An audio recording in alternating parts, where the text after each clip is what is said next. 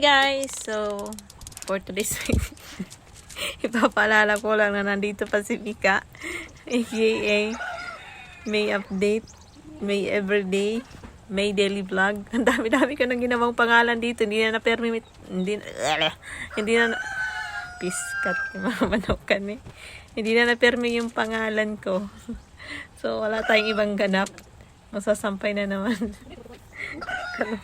Wala, masasampay lang ako. Then, daily ano lang. Basta masasampay lang ako. Tinapos, fast forward na lang natin. Ingay kasi ng manok eh. Oh, sige. Oh, pagkatapos ng sampay, of course, lilinis na.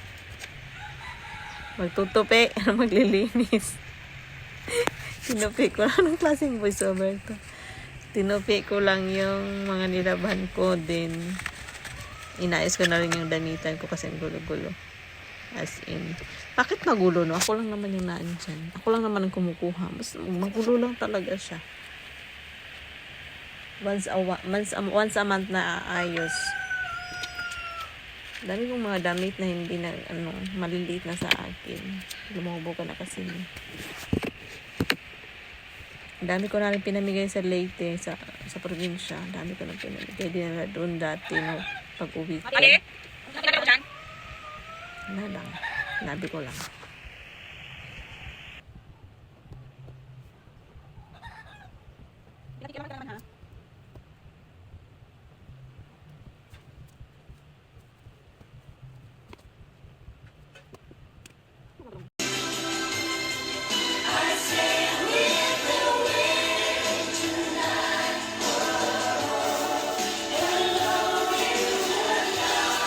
At syempre, off natin yung music kasi makaka-copyright na naman ako. So, i-upload ko lang yung aking daily routine na trabaho. Nakakapagod din, no? Kahit sarili mong kilos or sarili mong time na paglinis.